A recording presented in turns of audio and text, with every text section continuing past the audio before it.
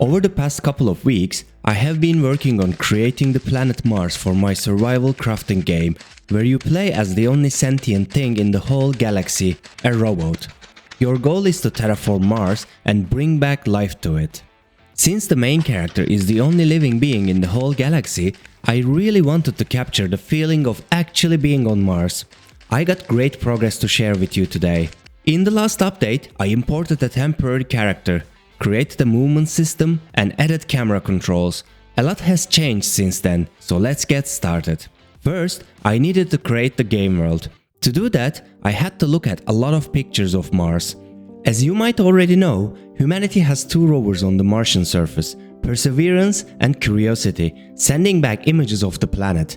These are extremely valuable resources because they show exactly how the planet looks. Mars' surface has a few key characteristics. First, it's covered in rust, which gives it that iconic red color.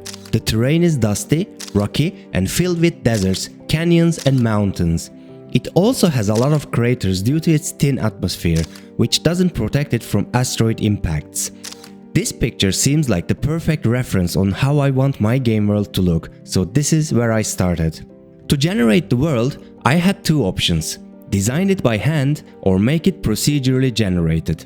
Since I don't have the resources to handcraft a massive game world, and because Mars terrain is pretty repetitive, I went with procedural generation. After tweaking the code for a while, I finally got a basic Perlin noise generation working. Obviously, this doesn't look very Marsy yet, but after adjusting some parameters, here is what I ended up with. I intentionally capped the mountain heights because I want players to be able to walk anywhere they want. Right now, this is a tiny planet. But since exploration will be a big part of the game, I want the world to be massive. But if I increase the world size, FPS drops immediately. This happens because the game is trying to render the whole world at once. There are multiple ways to fix this, like adding fog, dividing the world into chunks, and using level of detail, LOD for short, for faraway terrain. Which one did I choose? Well, all of them. First up, chunking. Right now, the world is one giant mesh, which is really bad for performance. If I split it into 256 by 256 chunks, I can control them individually. That means faraway chunks can have lower detail, saving GPU performance. Also, chunks outside the player's view can be disabled completely, saving even more FPS. After a lot of pain and debugging, I finally got it working. Here is how it looks now. On the top, you can see the game view, and on the bottom, the scene view. If I move the character, the far chunks decrease in detail, while closer chunks increase in resolution. If a chunk is too far away and completely out of view, I disable it entirely.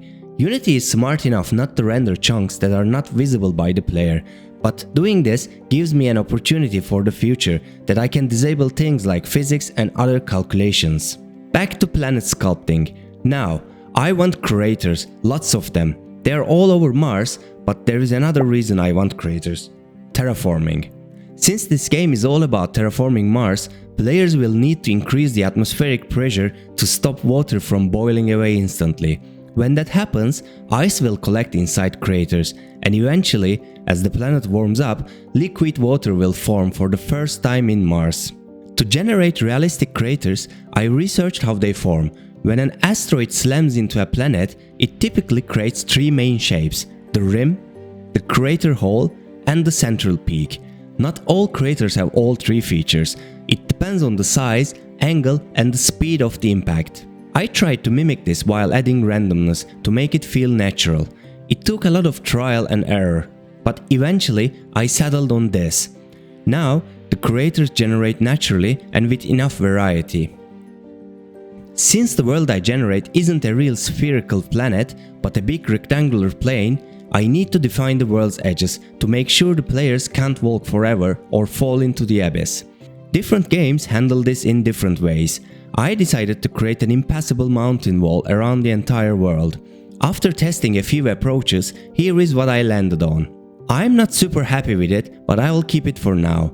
Let me know in the comments if you have any ideas on how to improve this. If you remember, one of Mars' most defining features is its rocky terrain. Right now, the terrain shader helps sell the look, but I don't think it is enough. So I quickly made some low poly rock models in Blender and scattered them around using Poisson distribution. Oops, a bit too much I guess. But even after cutting it to a reasonable amount, I'm having a big FPS drop. Turns out, having thousands of individual rock objects completely wrecks the performance. Who would have guessed, right? I thought the chunk system would handle that, but after some profiling, I found out it was actually responsible for the FPS drop. Since there were so many rocks, switching them on and off constantly caused bigger issues. In order to fix this, instead of treating every rock as a separate object, I merged all the rocks within each chunk into a single mesh. This way, if a chunk is hidden, whole group of rocks that happen to be on that chunk will be hidden as well, without any cost. Also, the engine needs to render only one object instead of hundreds per chunk. As you can see, I'm very happy to get my FPS back. To keep performance high, I removed all physics colliders from the rocks, as they are purely decorative and I don't want players stumbling on them constantly. Now I have a fully procedurally generated Mars. Obviously, there are lots more to add and fine-tune, but for now, I'm really happy with how this turned out. Please let me know in the comment section below what you think of the world. Since we now have a world to run on, it's time to fix this sky, because last time I checked, this is not how Mars sky looks. Also, we need to do something about the game's bland Unity look. First, I want to replace Unity's default skybox. It always feels great to get rid of that default look. Then, I need to add proper lighting to the scene. And finally, I need to implement a day and night cycle. There won't be any monsters attacking you at night in this game, but the main survival challenge is power management. Solar panels will be a key part of the early game, so having a day and night cycle will force players to think strategically about energy storage and usage. Luckily, I found an asset that covers almost all of this. It's a paid asset, but it looks like I already own it somehow. After importing it, this is how the game looks now.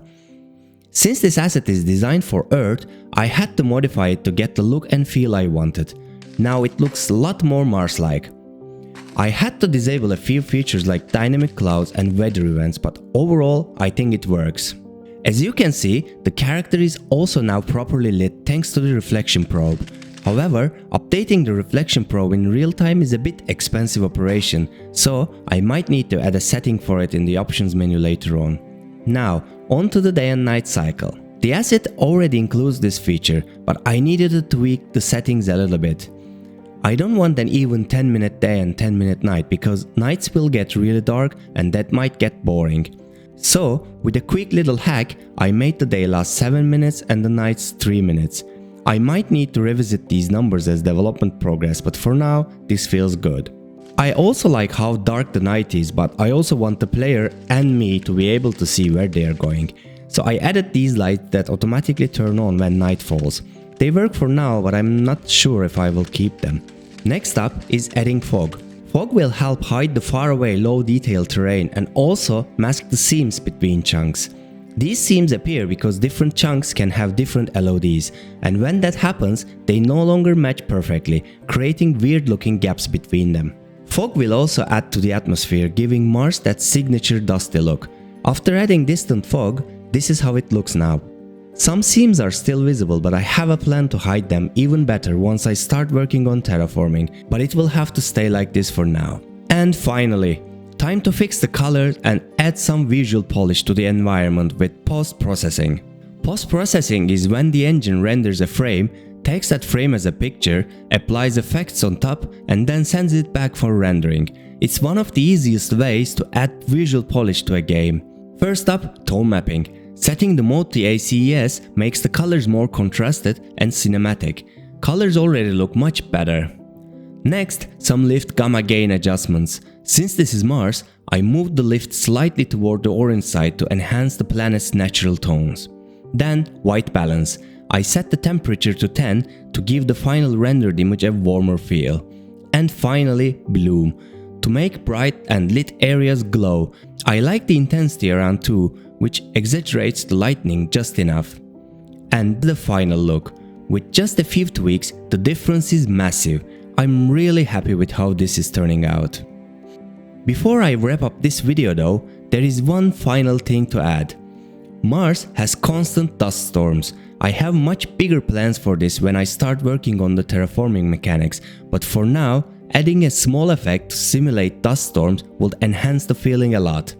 I quickly created this particle system in Unity and I think it looks really nice. It also gives a subtle movement to the environment, which is always great to have.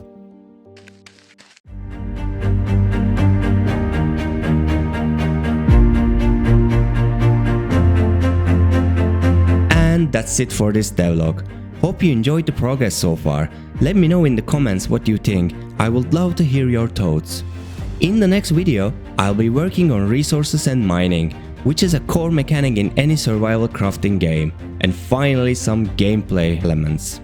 If you don't want to miss that, hit the subscribe button so you will know when the next update drops. Thanks for watching and I'll see you in the next one.